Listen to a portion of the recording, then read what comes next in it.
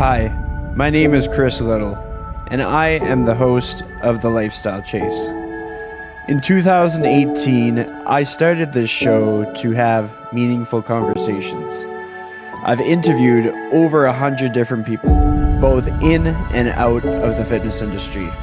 This podcast is something I'm incredibly proud of. Welcome to Season 4. Thanks for joining me. All right, so we are back. And you know, one thing that I've realized, like if you are looking for a laugh, go back in the episodes and see how many times I start off the show with all right. Maybe I'll stop doing that. Maybe I'll keep it up. Maybe it'll be a thing that I become known for, but I do acknowledge it. I realize it's happening. And with that being put aside, we are back with my good friend, Alex McBrairty. We're going to do the third of 4 segments for today. And I'm going to get him set up for success by introing the conversation that we're going to have.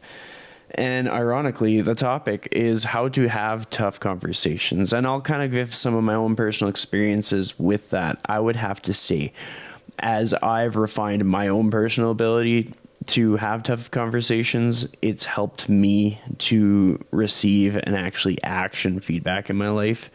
It's helped me with that growth mindset that we talked about in an earlier segment. It's helped me to get more experiences in my career, get more opportunities, and become a better friend and family member.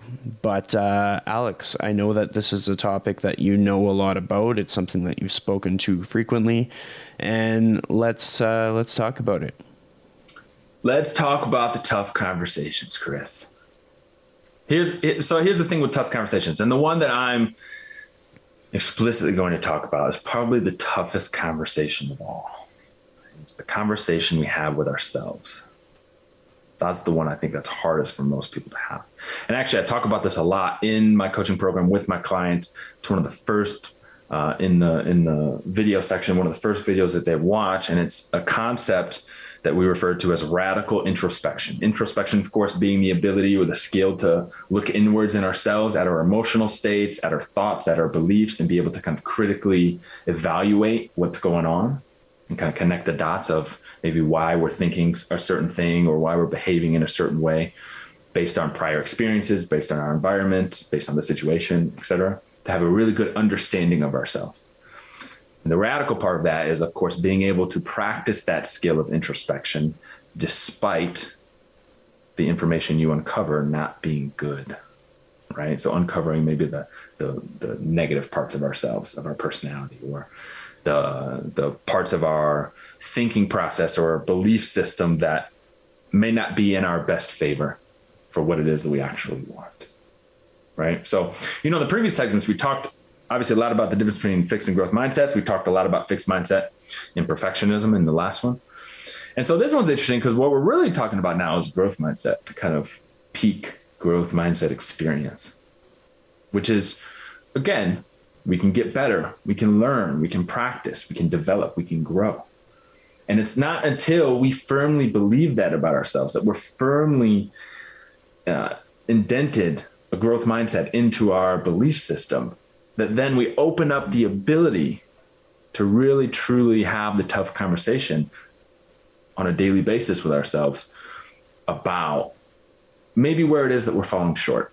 Also where we're doing really, really well, but where we're falling short and where we need to improve, right? So obviously in the fitness context, this is, we're trying new diets, we're not seeing success, we're trying extreme workout programs that are promising fast results, and none of that stuff's working. And so we blame it on the diet, we blame it on the workout program, we blame it on the circumstances of our life, we're working too much, too many social events, don't want to give this up, don't want to sacrifice that.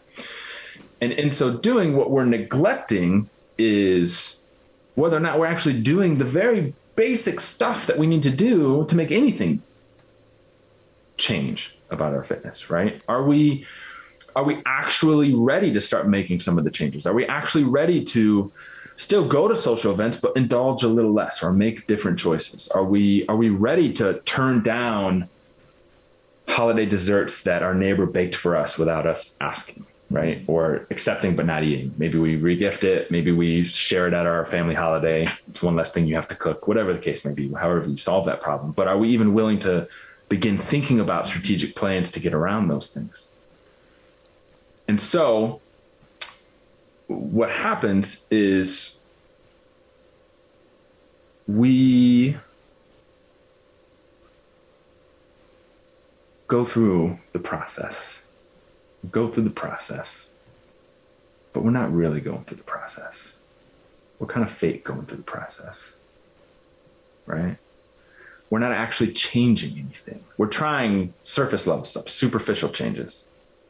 And we're convincing ourselves that it's not working because there's something wrong with us, right? We're not able to be successful because no plan that we try is actually working.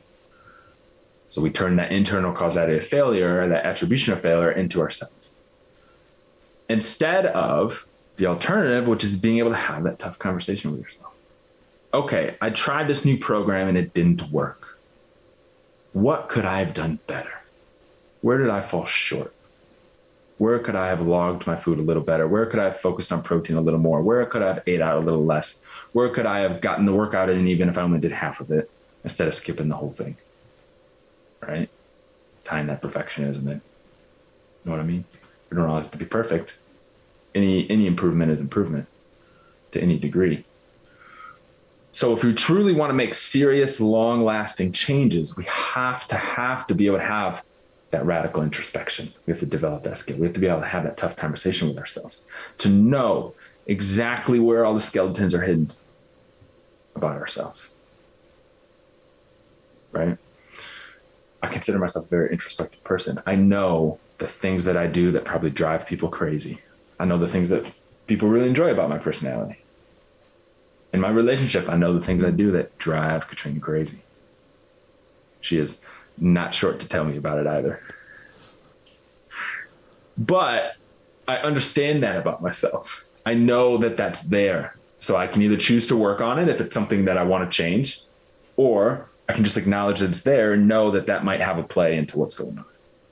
Right? And that's the thing too, is just because you have that understanding of yourself doesn't necessarily mean you're motivated to change it. Although if it's the bad stuff, it might be worthwhile to figure out a way to do so. But even just the understanding that that's how you operate, that this is how you're going to act in these future situations because of who you are, is really useful information to know. Right?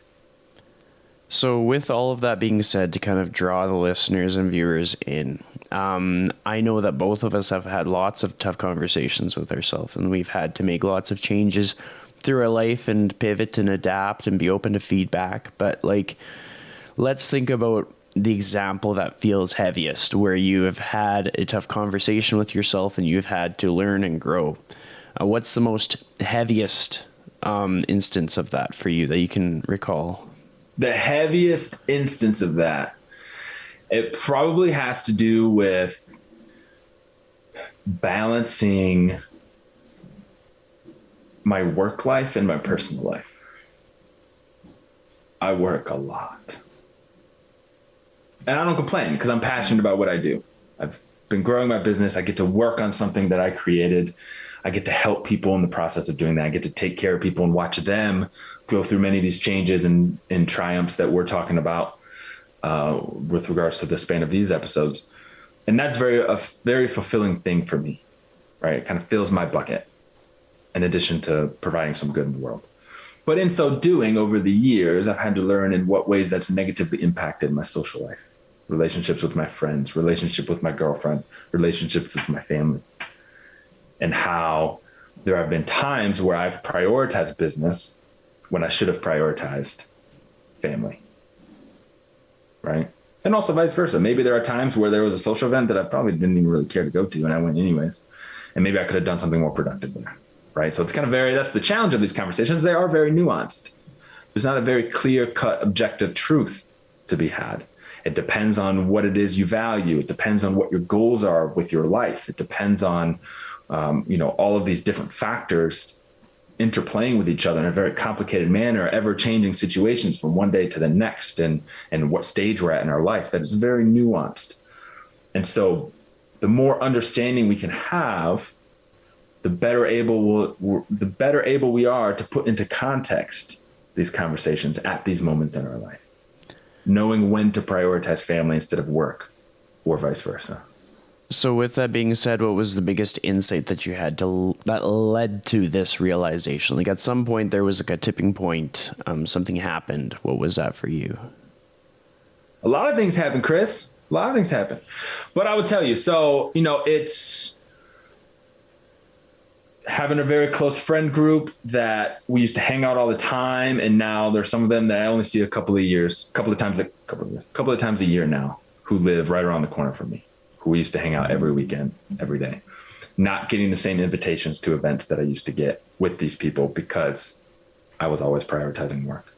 It's personal relationships being more distant than they used to be because of prioritizing that work. Right. So in seeing, one of my values is connection. It's connecting with people. It's learning about people. And that's fantastic from my clients. I learn about them. I talk to them very frequently. I get to know them on a very deep level. But realizing that I was neglecting the people that were already in my life. So putting more emphasis on connecting with new people and not enough with continuing the connections with people in my life. I think that's such an important takeaway, and it's something that I can kind of relate to myself. I find that I work a lot.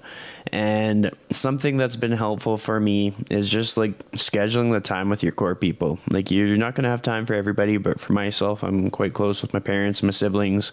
And so I just like carve out time for them. And then I can't put work into that box. I can't do anything else. It's just, that's my time with them. And so hopefully if people are like feeling seen in this segment of the show, just take some action, put some coffee dates and some just fun afternoons in your calendar so that you keep those things constant. Because when it comes down to it, when it comes to growth and when it comes to sustainability, you need those like constant connections. It's a big benefit of me having this podcast to be able to connect with my people from far away.